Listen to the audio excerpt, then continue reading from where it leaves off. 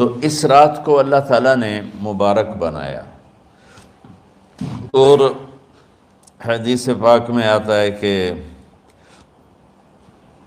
اللہ تعالیٰ اس رات میں ساری دنیا کے لوگوں کی بخشش فرماتا ہے سوائے 5 آدمیوں کی۔ 5 کے سوا سب اہل ایمان کی بخشش ہو جاتی۔ مشرک، المشرک، پہلا مشرک، دوسرا مشاحن، مشاحن کسے کہتے ہیں؟ دل میں بغض رکھنے والا، کینہ رکھنے والا۔ تیسرا مسبل ازارہ، اپنے پاجامے شلوار چادر کو ٹخنوں سے نیچے تک لے جانے والا، لیکن ایک شرط کے ساتھ کہ وہ تکبر کی وجہ سے ہو، سستی کی وجہ سے ہے، غفلت کی وجہ سے ہے۔ چونکہ جب آپ نے ایک مرتبہ اس کے بارے میں بات کی تو حضرت ابوبکر صدیق نے کہا یا رسول اللہ، میری چادر، عرب چادر باندھتے تھے جیسے ہمارے پنجاب کا لباس چادر تھا، اب وہ کم ہو گئے۔ ہماری تو بزرگ عورتیں بھی اور مرد بھی سب چادر باندھتے تھے، شلوار کا تو کسی کو پتہ ہی نہیں ہوتا تھا ہمارے بچپن میں۔ یہ تو پھر آہستہ آہستہ جب تعلیم آئی تو شلوار دیہاتوں میں بھی اور شہروں میں عام ہو گئی۔ تو اگر وہ اس لیے لٹکا رہا ہے کہ طبیعت میں تکبر ہے، پھر اس وعید کا وہ حقدار ہے۔ اگر ویسے اس کی نیچے جا رہی ہے تو میرا مالک ایسا، وہ تو ہے ہی رحیم و کریم، ہے ہی رحیم و کریم، ہے ہی رحیم و کریم۔ صرف شلوار نیچے لٹکانے سے وہ اتنی شدید سزا دے، اگر اس کے پیچھے تکبر ہے، پھر ہے یہ۔ تکبر نہیں ہے تو انشاءاللہ وہ اس سے محفوظ ہوگا۔ تو اپنی چادر کو لٹکانے والا، لیکن بشرط تکبر۔ کتنے ہو گئے؟ عاق لوالدیہ، ماں باپ کا نافرمان۔ نافرمان ایسا کہ دکھ دینے والا۔ چھوٹی موٹی اونچ نیچ تو ہر بچے سے ہو جاتی ہے، نہیں، جن نے والدین کو ٹکڑے ٹکڑے کر دیا ہو اور ان کو دکھ دے دے دے دے کے ان کا سینہ چیر دیا ہو، چونکہ آپ کہتے ہیں پرزے پرزے کرنا کسی چیز کی، تو اپنے دکھ دے کر، اپنی بدتمیزی کے ساتھ اس نے ماں باپ کا دل زخمی کر دیا ہو، ایک یہ نہیں معاف ہوتا۔ 5واں مدمن خمر، مسلسل شراب پینے والا، مستقل جو شراب کا عادی ہو۔ ان 5 کو مؤخر کر دیا جاتا ہے۔ معافی نہیں ہونے کا مطلب یہ نہیں کہ اللہ تعالیٰ کبھی معاف نہیں کرے گا۔ معافی نہ ہونے کا مطلب یہ ہے کہ یہ 5 ایسے گناہ ہیں کہ اس کی وجہ سے بخشش رک جاتی ہے۔ اگر وہ شرک سے نکل آئے، وہ کینہ سے نکل آئے، وہ تکبر سے نکل آئے، وہ والدین کی نافرمانی سے نکل آئے، شراب چھوڑ دے، تو ان کی بھی بخشش ہو جاتی۔ جب کوئی توبہ کرے گا فوراً بخشش ہو جائے گی۔ نہ 15 شعبان کی ضرورت ہے، نہ لیلۃ القدر کی ضرورت ہے، نہ بیت اللہ جانے کے ساتھ توبہ کی شرط ہے۔ جہاں بھی وہ بیٹھ کے توبہ کرے گا، جس لمحے میں کرے گا، اسی وقت اس کی توبہ قبول ہوگی اور اللہ اس کے پچھلے سارے گناہوں کو معاف فرما دے گا۔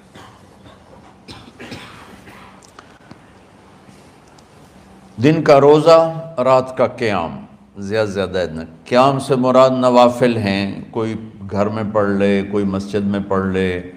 نوافل، نفلی عبادات گھر میں ہی افضل ہوتی ہیں۔ میرے نبی سنتیں ہمیشہ گھر سے پڑھ کے آتے تھے۔ تہجد اپنے گھر میں پڑھتے تھے، مسجد میں نہیں پڑھتے تھے، سوائے اعتکاف کے۔ آپ اپنے نوافل، سنتیں سب گھر میں پڑھتے تھے اور مسجد میں صرف فرض آ کے ادا فرماتے تھے، اور اس کے بعد بیٹھنا ہوتا تھا تو بیٹھ جاتے تھے، اٹھنا ہوتا تھا تو اٹھ جاتے تھے۔ تو اعتدال اللہ کو ہر چیز میں پسند ہے۔ دنیا جو مختصر ہے اس میں کیسے پسند نہیں ہوگا؟ آخرت جیسے معاملے میں بھی اللہ ہم سے کہہ رہا ہے اعتدال امتن وسطا، ایسے عیسائیوں کی طرح ترک دنیا بھی نہ کرو، یہودیوں کی طرح دنیا کے پیچھے نہ پڑ جاؤ، رزق حلال بھی کماؤ، اپنے بچوں کو بھی دیکھو، اپنے فرائض کو بھی دیکھو جو دنیاوی ہیں، اور اللہ سے بھی اپنا معاملہ ٹھیک کرو اور درست کرو۔ بعد کے زمانے میں صحابہ کے بعد سے ہی ایک انتہا پسندی امت میں آئی، ساری ساری رات جاگنا، فلاں بزرگ تھے وہ رسے سے اپنے بالوں کو باندھ لیتے تھے کہ نماز پڑھتے پڑھتے جب نیند آئے اور جھٹکا لگے تو رسے سے بندھے ہوئے بالوں سے اس جھٹکے سے تکلیف ہو اور ان کی آنکھ کھل جائے اور پھر نفلوں میں شروع ہو جائے۔ ایک فلاں بزرگ تھے وہ اپنے آنکھوں میں نمک کا سرما لگاتے تھے تاکہ آنکھیں جل جائیں، اس میں وہ جلن پیدا ہو جائے اور نیند اڑ جائے۔ یہ ایسے واقعات بھرے پڑے ہیں۔ فلاں بزرگ تھے، انہوں نے 30 سال عشاء کے وضو سے فجر کی نماز ادا کی۔ یہ اپنی جگہ پہ بزرگی ہے، لیکن یہ بھائیو یہ دین ہم پیش نہیں کر سکتے۔ فلاں بزرگ تھے وہ 30 سال سے ستو کھا رہے تھے کہ روٹی کھانے اور ستو کھانے میں 70 دفعہ سبحان اللہ کا فرق پڑ جاتا ہے، تو روٹی کھائیں تو 70 دفعہ سبحان اللہ کم کہہ سکتے ہیں، اور ستو کھائیں تو 70 دفعہ سبحان اللہ زیادہ کہہ سکتے ہیں۔ تو لہٰذا انہوں نے کہا مجھے تو 30 سال ہو گئے، میں تو ستو کھا رہا ہوں، میں تو روٹی نہیں کھا رہا۔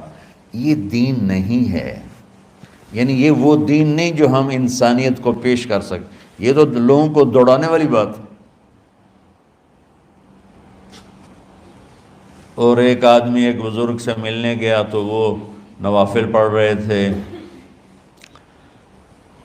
وہ ظہر سے عصر تک نفل پڑھتے رہے، وہ ان کے انتظار میں بیٹھا رہا، پھر عصر سے مغرب تک وہ مراقبہ کرتے رہے، وہ انتظار میں بیٹھا رہا، پھر مغرب سے عشاء تک وہ نفل پڑھتے رہے، وہ بیچارہ انتظار کرتا رہا، پھر عشاء کے بعد پھر نفل شروع کیے تو تہجد تک نفل پڑھتے گئے اور وہ بیچارہ پیچھے بیٹھا ہوا۔ تو تہجد کے آخر میں ان کی مصلی پہ بیٹھے بیٹھے ایسے اونگ آ گئی، تو یوں جھٹکا لگا تو کہا یا اللہ میں اس آنکھ سے پناہ مانگتا ہوں جو سونے سے اس کا دل ہی نہیں بھرتا۔ اور پھر اس کے بعد فجر کی نماز پڑھ کے اشراق تک بیٹھے رہے، پھر اشراق پڑھے، اخیر وہ بیچارہ اٹھی کے واپس آ گیا، کیا لگتا ہے نام تھا ویلی کوئی نہیں۔ تو وہ اس نے کسی سے پوچھا کہ یہ بزرگ کب سے یہ کر رہے ہیں؟ کہ پچھلے 30 سال سے کر رہے ہیں۔ یہ راہبانیت کی شکل ہے، یہ وہ دین نہیں جو ہم لوگوں کو پیش کریں گے تو وہ کہیں گے واہ واہ واہ واہ کیا دین ہے بھائی، قبول کرو۔ یہ ایک قسم کا غلو آیا۔ میں ایک حدیث سناتا ہوں، بخاری شریف میں بھی ہے، مجھے اب ہر شے بھول گئی، لیکن وہ ہے نہی الغلو، اس طرح کر کے آپ لوگ زیادہ جانتے ہوں گے جو پڑھ رہے ہیں کہ غلو سے نہیں۔ حدیث آپ کو سب کو یاد ہوگی کہ 3 صحابہ آئے اللہ کے نبی کے گھر اور پوچھا کہ اللہ کے نبی رات کیسے گزارتے ہیں؟ تو گھر والوں نے کہا سوتے بھی ہیں، جاگتے بھی ہیں، کھاتے بھی ہیں۔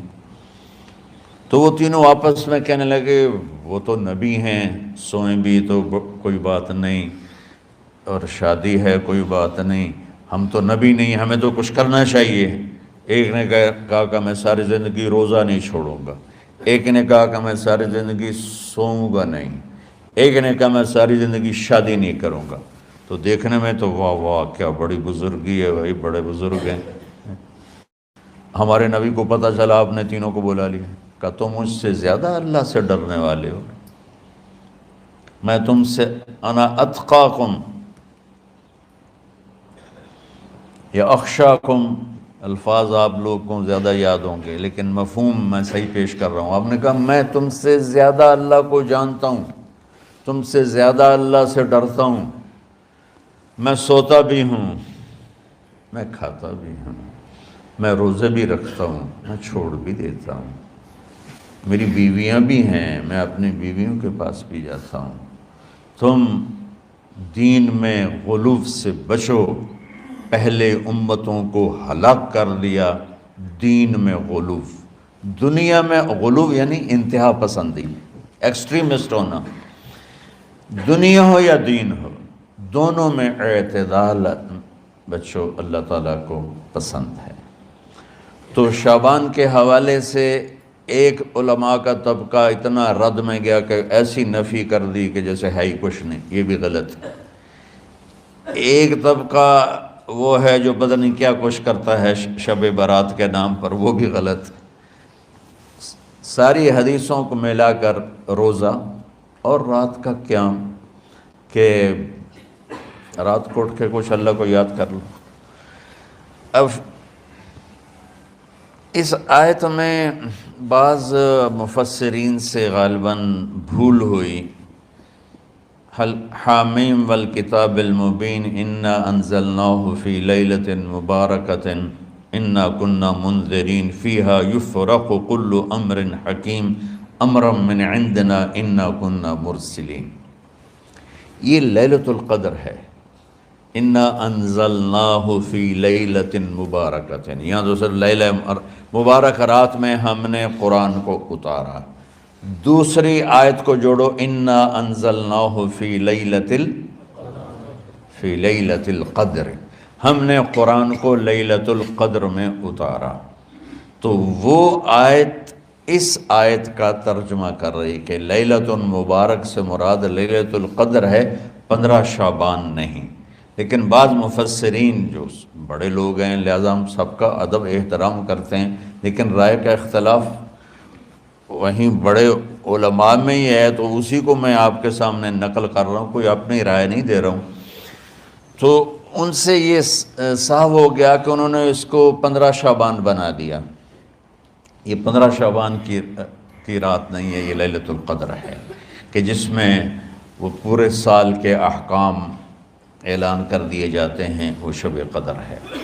اس میں بھی معافی ہوتی ہے، اس میں بھی معافی ہوتی ہے، لیکن شب قدر تو قرآن سے صحیح احادیث سے ثابت ہے، اور شعبان کی رات ضعیف حدیثوں سے ثابت ہے، لیکن کثرت حسن لغیرہ ہی اور امت کا عمل اس میں بہت بڑی گنجائش پیدا کرتا ہے۔ تو جو بچہ روزہ رکھنا چاہے ضرور رکھے، جو رات کو اٹھنا چاہے ضرور اٹھے، لیکن وہ اتنا نہ اٹھے کہ صبح سبق میں سویا پڑا ہو۔ تو ایسی عبادت نہیں چاہیے کہ آپ اپنے طلب علم جو فرض ہے اس میں آپ سوئے پڑے ہوں، تو تمہارے خراٹوں سے سبق بھی متاثر ہو رہا ہو۔ تو اعتدال بچوں، ہر چیز میں اعتدال، اور کسی سے گلہ ہے، غصہ ہے، ناراضگی ہے، کسی سے بولتے نہیں ہو۔ ابھی سے شعبان آ چکا ہے، آپ شعبان سے رمضان کی تیاری شروع فرما دیتے تھے۔ تو اس کی تیاری کیا ہے؟ وہ دلوں کو صاف کرو، معاف کرو، معافی مانگو، تمہارا قصور نہیں پھر بھی معافی مانگ لو، دلوں کو صاف کرو، اور اللہ سے سخاوت مانگو، کہ اللہ کو سخی بھی پسند ہے اور صاف دل والا بھی پسند ہے۔ تو انشاءاللہ اگر اس طرح آپ کی تعلیمی سرگرمیاں بھی رہیں اور رمضان کا روزہ بھی ہوا اور دل صاف بھی ہوا، تو انشاءاللہ اللہ آپ کے دل کو ایمان اور علم کے نور سے بھر دے گا۔ سارے بچے اس کی نیت کرتے ہو نا؟ اللہم لک الحمد کما انت اہلہ فصلی علی محمد کما انت اہلہ۔ ہمارے اسباب و وسائل میں بہت کمی آ رہی میرے مولا، اپنی قدرت سے اپنے اس ملک کے لیے رزق کا، ہدایت کا دروازہ کشادہ فرما۔ یا اللہ، جو اس کی دشمنی کرنے والے ہیں ان کو بھی ہدایت نصیب فرما، اور ان کے مقدر میں ہدایت نہیں تو ان کے شر سے اس کی حفاظت فرما۔ جتنے مدارس ہیں، جتنی خانقاہیں ہیں، جتنے تبلیغی مراکز ہیں، جتنے حفظ کے مکاتب ہیں، ان سب کی حفاظت فرما۔ علماء اہل حق کی حفاظت فرما، علماء اہل حق کی حفاظت فرما۔ یا اللہ، صالحین کی حفاظت فرما۔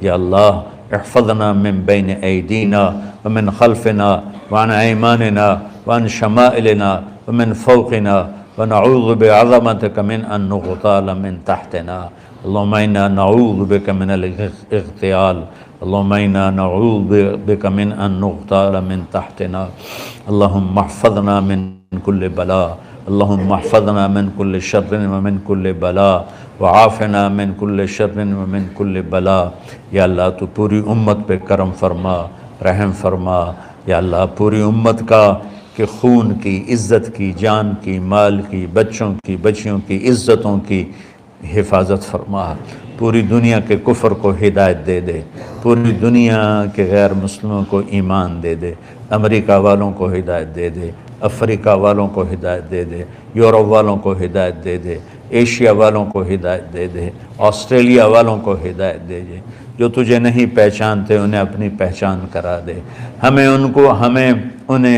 ہمیں تو ذریعہ بنا لے ان تک اپنا پیغام پہنچانے کا اور تیرا تعارف کروانے کا تو ہماری زندگی اس کے لیے قبول فرما لے ان بچوں کو قبول فرما لے انہیں ہدایت کے چراغ بنا ہدایت کے سورج بنا ان کے والدین کو دنیا اور آخرت کی ہر خیر نصیب فرما ان پڑھانے والوں کو اس میں کام کرنے والوں کو دنیا اور تمام شاخوں میں پڑھنے والے پڑھانے والے خدمت کرنے والے کام کرنے والے ان کے بچوں کی حفاظت فرما ان کی دنیا بھی بھلی فرما ان کی آخرت بھی بھلی فرما اور یا اللہ امت کے جوڑنے کا کہ مدرسۃ الحسنین کو ذریعہ بنا دے امت کو جوڑنے کا مدرسۃ الحسنین کو ذریعہ بنا دے یا اللہ جو ایمان پہ تیری بارگاہ میں پہنچ گئے ان کے درجے بلند فرما ان کی قبریں روشن فرما اور ہم جو پیچھے آ رہے ہیں میں عافیت والی صحت والی سہولت والی زندگی دے